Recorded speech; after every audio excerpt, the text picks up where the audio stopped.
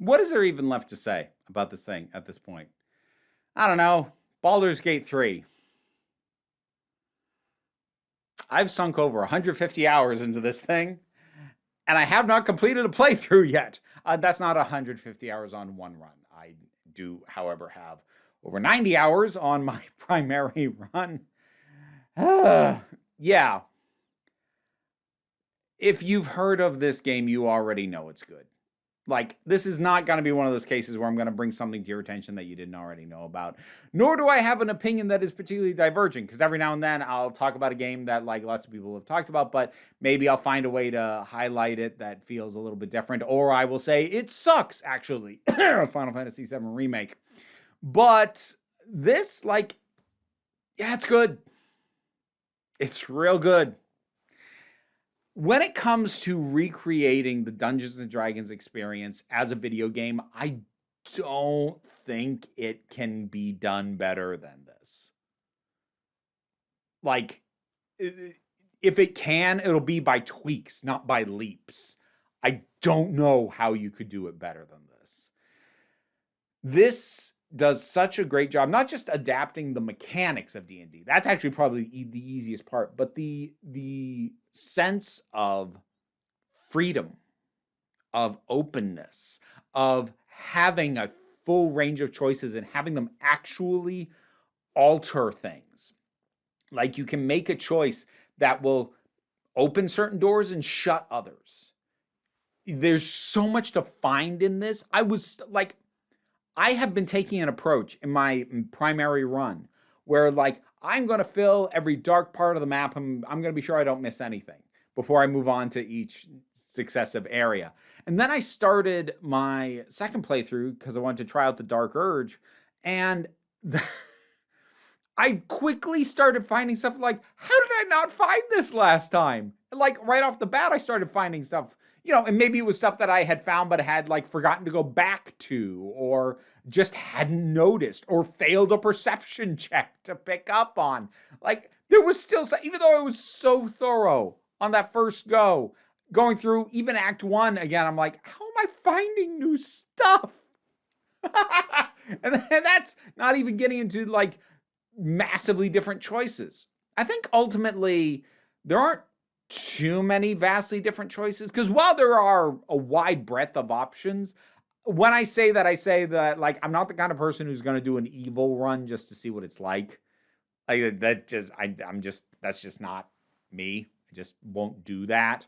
And so as a result, I largely made the choices that fit what felt like the right thing to do for me. And I think there's only so far I can deviate from the major choices that I made the first time before I start doing flat out evil choices. And I don't really want to play an evil character. That said, probably on at least one of these, I'll at least try and lean in a direction that'll put me in better with Astarion, and, like, make him happier, because that's the slightly more evil stuff. Well, maybe not slightly. I don't know how far you have to go. But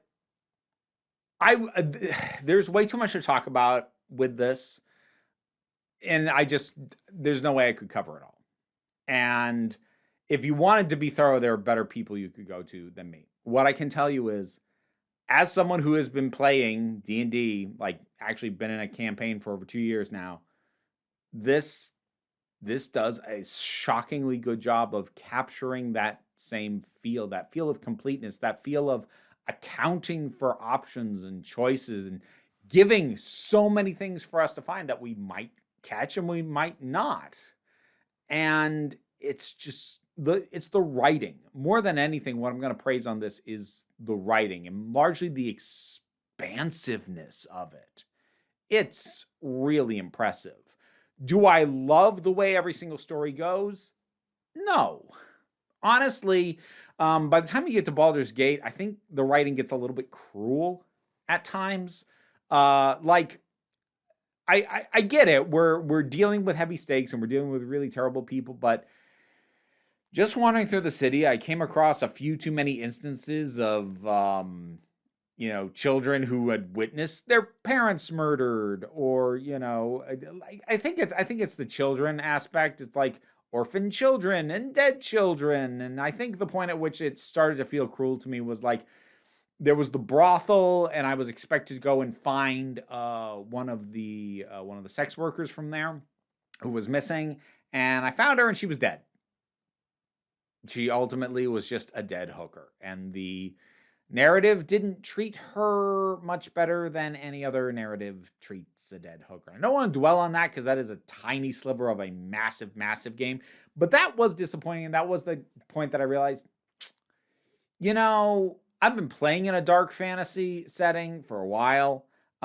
Check out Quill and Sword. I'll put that link up to our uploaded sessions. And I don't know, that setting could get cruel too, but I always felt like Bobby, who's the DM, he put weight. It never felt casually cruel. When situations got cruel, it felt like we were expected to feel something for that. And he often actually after sessions would be like, is everybody okay? I feel like the game is casual enough about some of the cruelty on the back end that the game would never ask me, are you okay? And like, obviously, like, well, it wasn't programmed to. That's not what I mean. I don't mean like the game should literally ask me. Just the sense there doesn't feel as much care into it. That's about the only major criticism I have of the writing, is that there is a little bit more casual cruelty. Well, actually, that the cruelty is casual. I think that is the best way to word that complaint. And that is a minor complaint, not because it's not something that bugs me. It is. But the amount of it that actually occurs is a tiny sliver of a percentage of my time with this game. When it has cropped up, I haven't loved it, though. But other than that, critiques that I have would be really minor. Like a little bit more customization on body types would be nice. Like you get a lot of customization, like from eyes to facial features to beards, tattoos, piercings. You can pick your genitals, and that is a completely separate decision from your choice of pronouns or the body shape that you go with. But ultimately, for each species, for each race, there are only 4 body shapes. Masculine, feminine, and then those options in either sort of average size for that species or tall and buff for that species. And I don't know. I think about the customization on like a site like Hero Forge, if you've ever gone there to create custom minis, like the ability to truly fully shape the body and like have somebody who's heavy set. You can't, like, some of the dwarves a little bit, but like to have a properly heavy set character, you can't really make that. You can't tweak the height. It's it's either these things that are set or these things that are set. There's these 4 options, and they're just kind of, that's what they are. I do understand that that's a technical limitation in a lot of ways, like implementing that would be a lot, especially in terms of like allowing for larger builds or allowing more customization for body types. Like if you allowed people to create a character with wide hips or a larger chest or anything like that, you can run into technical issues with stuff clipping, and the game already has a little bit of that. Like my main character is a elf sorcerer, and her ears are frequently clipping through whatever headwear I've got her wearing. I had her with a witch's hat for a while, and the ears clipped through the brim. And now I've got her with a hood, and the ears clipped through that. So, like, I understand that the clipping becomes an ongoing and bigger issue if you give more freedom. So, like, I'll let that one go as a technical limitation.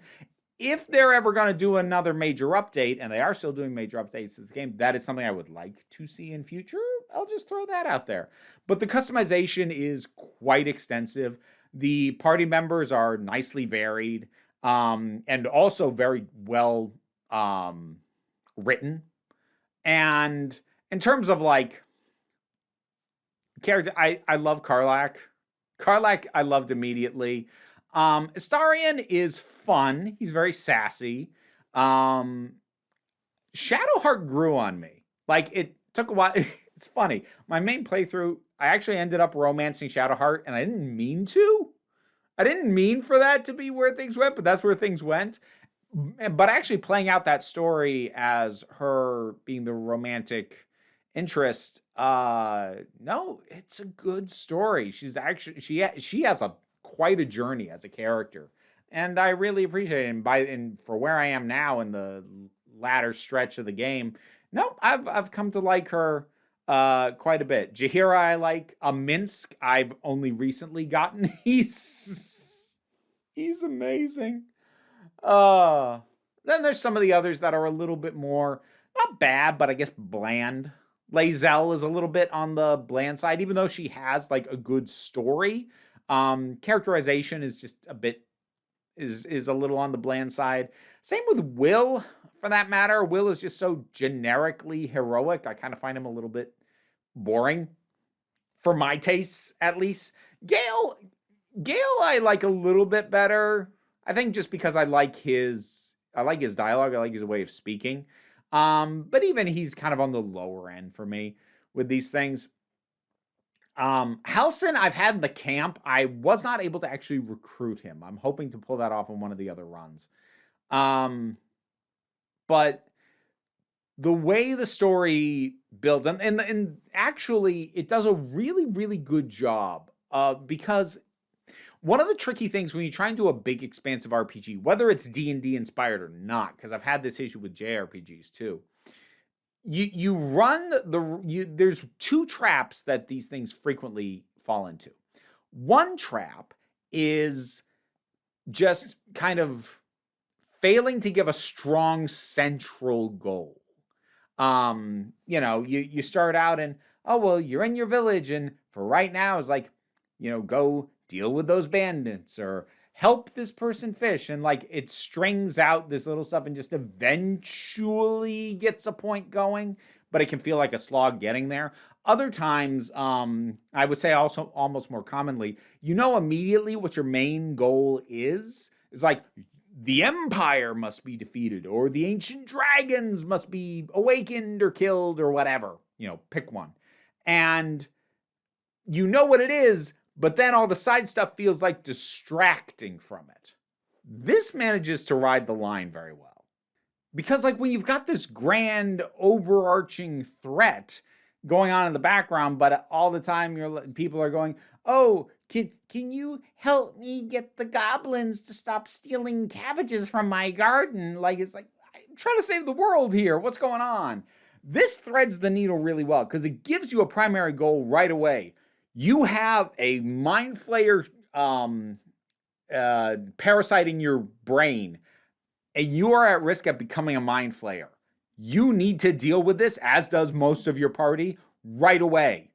How? Don't know. Here's a couple of ideas. Try and find a healer. Try this, try that. But because you don't know definitively which of these things will work, while there is a sense of like, this is important and what we need to be dealing with, it also presents to you flat out like, maybe this, maybe that. Wander around and find out. But also like, you're going to get a bigger goal. You're going to get like a grand threat to deal with eventually. But it doesn't feel like you are spinning your wheels waiting to find out what the grand threat is that you have to eventually fight. No, it's like you've got a solid mission to do, and we're just going to thread all the narrative options through that. It's really well done. And again, the writing on this is phenomenal. It's really, really good. I suppose like on a slightly personal thing, part of me would have liked a more stylized art and design ethos. That's a completely personal thing. I'd say this is about as good as realistically rendered characters get, at least as far as what I've experienced. And it, again, avoids some of the issues of stuff like Final Fantasy VII Remake, where the facial expressions and mouth movements on the main characters were fine, but then every time you had to speak to an NPC, like, the mouth got real bad to a point of being unsettling. Everybody's at the same quality level in this. And is it perfect? No, there's small things, and every now and then you see like a shift in mood happens harshly and isn't fully organic, but those are pretty minor. And like for what it is doing, I think it looks quite good. I just generally prefer more stylization and less realism. That's just a personal preference, and that's probably not one shared by most people. For the art style that it's doing, it does it well. Would I have preferred something more stylized? Yeah, but like that would require a ground up redesign of the entire freaking thing. So obviously that's not happening. I'm trying to think if I have too much else left to say. I will say I'm not sure that this game is a great way to introduce somebody to Dungeons and Dragons, largely because unless you're prepared to do a lot of reading, and I don't just mean of like, oh, the various books and tomes you can find, like, no, like pausing and scouring through and reading the descriptions of what everything does, you might feel that you're a little lost. It doesn't do a great job of explaining how stuff works. I have it easier because I know D&D, so I know at least enough of these things. Like, I hadn't played a sorcerer before, so I had to figure out how sorcery points work. But that was kind of the only new thing I needed to do to get a handle on her. Or even with some of the party members that you get that are classes I'm not used to playing. Like, I've never played a wizard before. I've never played a warlock before. So I had some things to kind of figure out with them, but they were small things because the broad strokes I understand. I kind of had that knowledge coming in. And I think it could potentially be overwhelming. I would say if you're going to try and use it to introduce somebody to D&D, play it with them. So like you can verbally guide them through stuff so they don't have to like look up a wiki all the damn time and have to read freaking everything to understand what's going on or try to absorb it. Because like, remember when you first started playing D&D, if you tried to get into it by reading all the manuals, at least if you're anything like me, that's really overwhelming. You got into it because you were sat in a room with a bunch of people, most of whom did know how to play. So you could go, okay, wait, can somebody explain this bit? And that's how you got into it. So unless you're prepared to be that person, I'm not sure it's a great way to get people directly into it. I mean, maybe. Again, I'm kind of presuming because I'm already into D&D. But yeah, the story progresses well. There's just so many small things. It's shockingly funny at times. There's a lot of stuff you can do for just for laughs. Like when I got to Baldur's Gate, I found a clothing store and they sold a lot of strappy, leathery undergarments. And so I decked out most of my party in those and had that be what they are wearing around camp when we do long sleeps. And so I've had scenes trigger and conversations between characters in these leather straps. Is that juvenile? Yeah, a little bit, but I love that the option's there. I'm still having fun with this. I have not beaten it yet. I will, but I didn't want to wait. I'm like, I've played this for over 150 hours. I think I'm allowed to have an opinion on it. Baldur's Gate 3, what do you think about it? Whatever your thoughts are, drop something down in the comments. Let's talk about it. Who was the first person you romanced?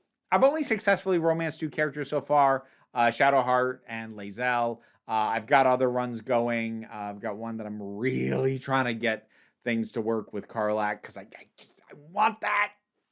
I want that in my life. And then other than that, I'm not sure who I'll go for with the other ones. But whatever your thoughts, drop them down in the comments. Let's talk about it. Patreon pays the bills, enables me to do this as my living. I streamed it on Twitch for a bit. That link's down in the description, as well as other stuff that I do. Don't worry too much about it, though. We take a relaxed attitude around here, so you can come on back next time you need a break. And I'd like to thank my highest supporting patrons: Robin Moore, Zubin Lafula, Goddess Elida, Oliver B., Turok, the thing that goes doink in the anime, Ruth, Solitary Pictures, Ulrich Bogdan, Geek Filter, Linda Walters, Jen, Auntie 808, Becky Sparks, Frenobulax the Poodle, Robin Powell, T Love, Tracy Scrabbit, Angry Casperol, Dave Hall, White Bearish, Rosalind Bennett, Pau Barabajagal, and Mara G. Yes, we do have new rats in the house. Whoa, you want it? We actually have 2. This is Brownie. I couldn't get Sprite to come out, but say hi. Thanks for the support.